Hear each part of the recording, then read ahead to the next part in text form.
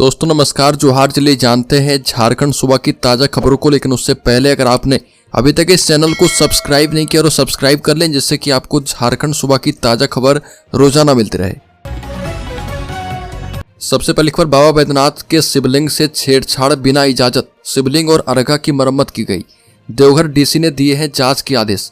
विश्व प्रसिद्ध द्वादश ज्योतिर्लिंग बाबा बैद्यनाथ के शिवलिंग और अर्घा से छेड़छाड़ का मामला सामने आया है। गोड्डा सांसद निशिकांत दुबे ने अपने सोशल मीडिया एक्स पर तस्वीर साझा की और इसमें नजर आ रहा कि शिवलिंग और अर्घा के आसपास सीमेंट का लेप जैसा कुछ लगा है और इस तस्वीर ने इलाके में बवाल मचा दिया है। चर्चा का बाजार गर्म है। सवाल उठ रहे हैं कि आखिर बाबा बैद्यनाथ के शिवलिंग से किसने छेड़छाड़ की। इस बात का संज्ञान लेते हुए देवघर डीसी ने जांच के आदेश दिए हैं।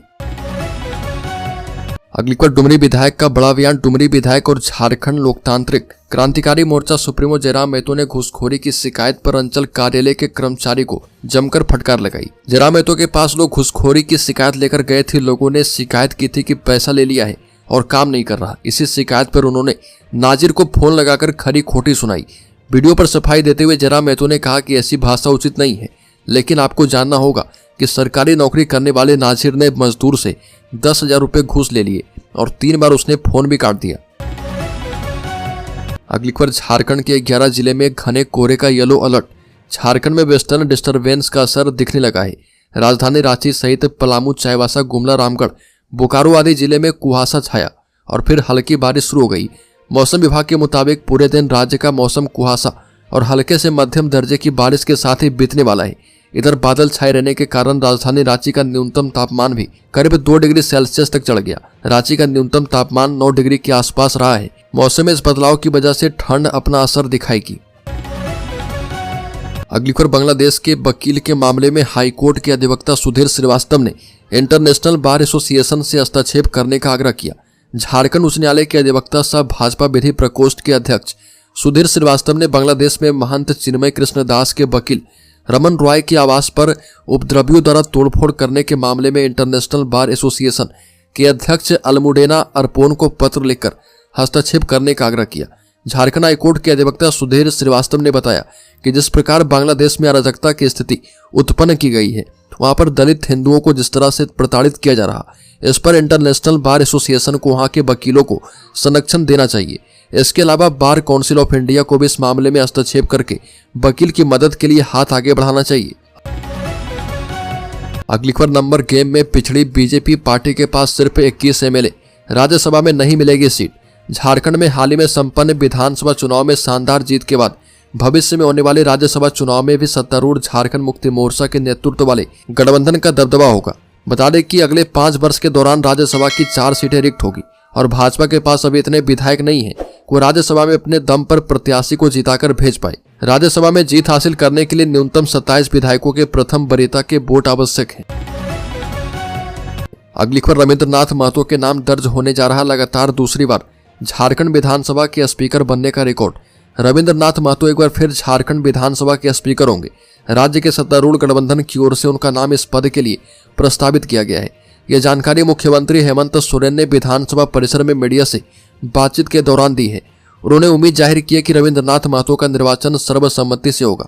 विधानसभा के जारी विशेष सत्र के निर्धारित कार्यक्रम के अनुसार स्पीकर का चुनाव 10 दिसंबर को होना है और 65 वर्षीय रविंद्रनाथ महतो संथाल परगना प्रमंडल की नाला विधानसभा सीट से लगातार तीसरी बार जीतकर सदन पहुंचे हैं।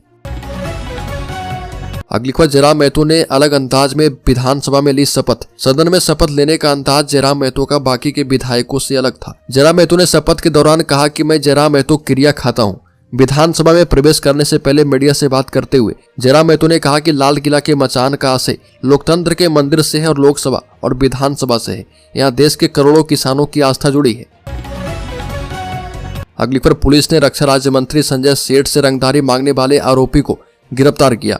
बता दें कि केंद्रीय रक्षा राज्य मंत्री संजय सेठ से 50 लाख रुपए रंगदारी मांगने के मामले का पुलिस ने खुलासा किया है।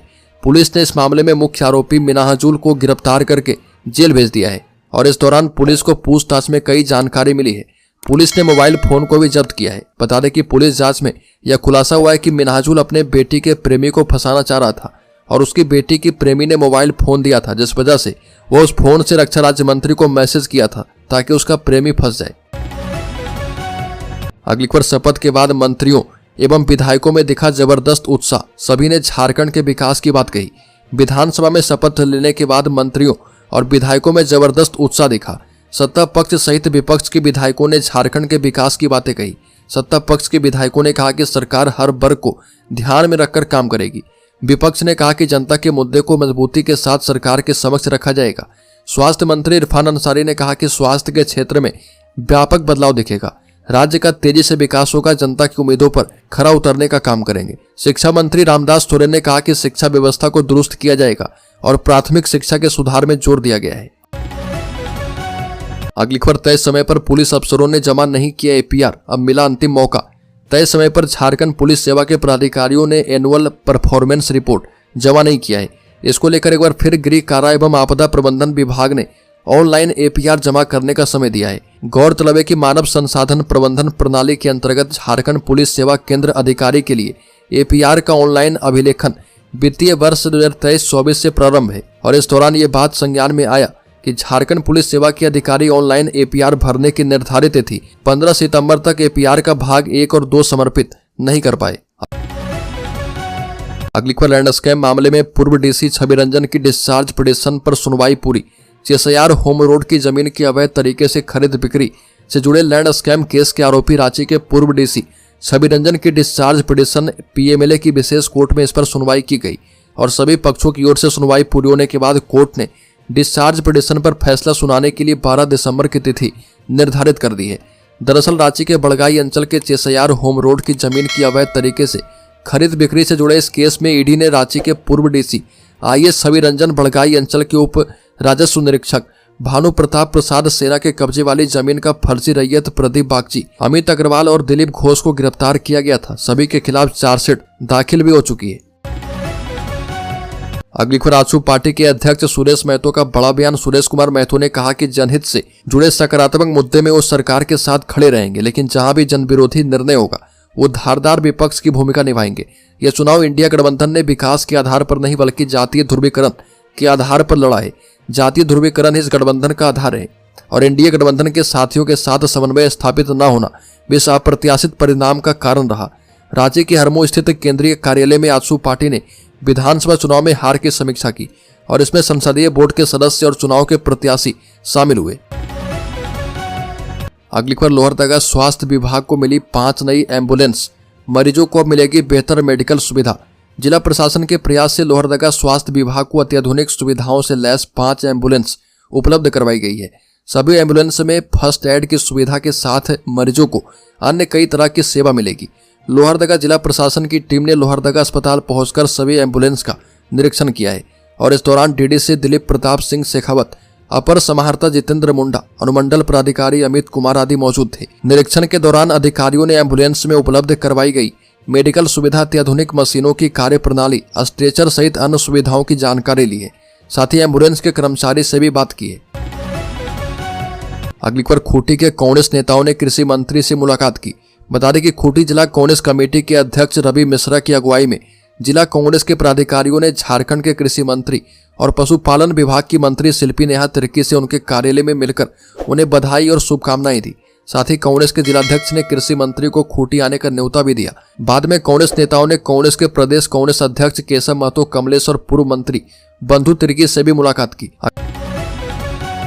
अगली खबर, राज्य में अवैध रूप से संचालित अस्पतालों एवं पैथोलॉजी केंद्र पर की जाएगी कार्रवाई। अनुमंडल पदाधिकारी संजय कुमार ने गढ़वा अनुमंडल अंतर्गत संचालित सभी प्रकार के निजी क्लिनिक, हॉस्पिटल, पैथोलॉजी केंद्रों की विवरणी संबंधित नगर निकाय एवं अंचल अधिकारी के स्तर से मांगी है। एसडीओ ने बताया कि ऐसे संस्थानों की सूची आने के बाद तकनीकी टीम बनाकर उनकी जांच करवाई जाएगी और देखा जाएगा कि निजी क्षेत्र द्वारा संचालित स्वास्थ्य संस्थाएं क्लिनिकल एस्टेब्लिशमेंट एक्ट के निर्धारित न्यूनतम मानकों के मुताबिक संचालित है या नहीं। अगली बार बीजेपी ने कांग्रेस पर तेज किया हमला। कहा कि कांग्रेस का हाथ देश विरोधी ताकतों के साथ।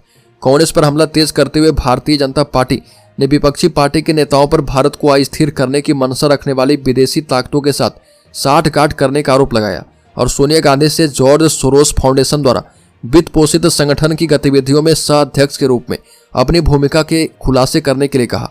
भाजपा मुख्यालय में संवाददाता सम्मेलन को संबोधित करते हुए पार्टी के राष्ट्रीय प्रवक्ता सुधांशु त्रिवेदी ने आरोप लगाया कि सुनियोजित तरीके से भारत विरोधी प्रयोग चल रहा और बिंदु अब जुड़ रहे। अगली खबर, झारखंड में भीड़ के हाथों मारे गए 2 माओवादी के शवों की तलाश में जुटी पुलिस। झारखंड पुलिस ने पश्चिमी सिंहभूम जिले में 2 माओवादियों की हत्या किए जाने की सूचना मिलने के बाद जंगल में शवों की तलाश शुरू कर दी है।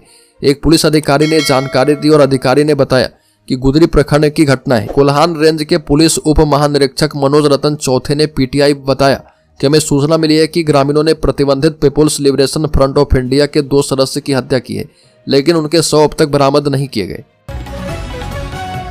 अगली खबर, मुख्यमंत्री हेमंत सोरेन पहुंचे रांची स्मार्ट सिटी, मंत्रियों के आवासों को इस तारीख तक सौंपने का दिया निर्देश। झारखंड के मुख्यमंत्री हेमंत सोरेन ने रांची स्मार्ट सिटी में राज्य सरकार के मंत्रियों के लिए बने नवनिर्मित आवास सहित पूरे आवासीय परिसर का निरीक्षण किया। मुख्यमंत्री ने निरीक्षण के दौरान नवनिर्मित आवास से संबंधित विभिन्न बिंदुओं पर अधिकारी को आवश्यक निर्देश दिए हैं और मुख्यमंत्री हेमंत सोरेन रांची स्मार्ट सिटी पहुंचे और आवासीय परिसर में बने क्लब हाउस, बैडमिंटन कोर्ट और पुलिस बैरक इत्यादि का निरीक्षण किया और सुविधाओं से संबंधित आवश्यक निर्देश अधिकारियों को दिए हैं। अगली खबर, झारखंड के शेयर होल्डर्स इन्वेस्टर्स के लिए बड़ी खबर, सेंसेक्स 200 अंक गिरकर 81,508 पर बंद हुआ। निफ्टी भी 58 अंक गिरा। बीएसई स्मॉल कैप में 262 अंक की तेजी रही। हफ्ते के पहले कारोबारी दिन 9 दिसंबर को सेंसेक्स 200 अंक की गिरावट के साथ 81,508 के स्तर पर बंद हुआ और निफ्टी में भी 58 अंक की गिरावट दर्ज की गई है। ये 24,619 के स्तर पर बंद हुआ है। वहीं बीएसई स्मॉल कैप 262 अंक की तेजी के साथ 57,313 के स्तर पर बंद हुआ। सेंसेक्स के 30 शेयर में से 17 में गिरावट और 13 में तेजी देखी गई है।